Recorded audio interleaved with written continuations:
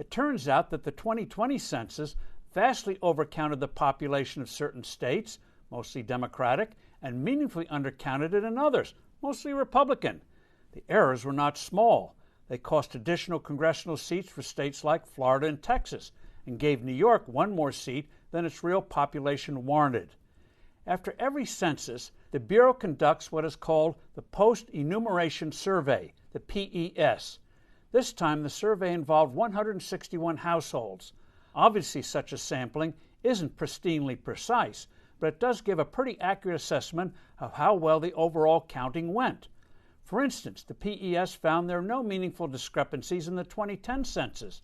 However, this enumeration looks to be one of the worst ever. Through statistical sampling and looking at other data, the Census Bureau gets a pretty good idea of how each state's population is changing between the 10-year formal counts. The difference between these estimates and the actual count were stunning. Suddenly, with the actual census numbers, New York seemed to have gained hundreds of thousands of residents, while Florida lost hundreds of thousands. That raised eyebrows. And the suspicion that the 2020 census had gone off the rails was confirmed by the Bureau itself in that PES audit. It found significant undercounting of people in Texas, Florida, Tennessee, Arkansas, Mississippi, and Illinois. Massive overcounting occurred in New York, Massachusetts, Hawaii, Rhode Island, Ohio, Utah, Minnesota, and Delaware. Rhode Island and Minnesota should each have lost a congressional seat, but didn't. Colorado got an additional seat it didn't deserve. The estimated misses in various states are eye-popping. Texas lost nearly as many as 985,000 people. New York got as many as an extra 1 million people. So what happened and why?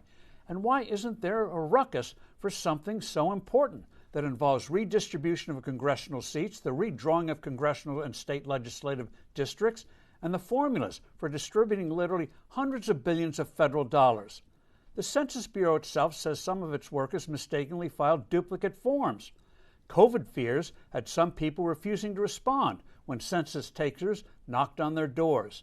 Some say illegal immigrants made a point of not responding when the Trump administration made an attempt to include a question about citizenship.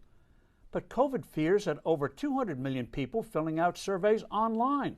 Tens of millions of people completed the mail-in questionnaires.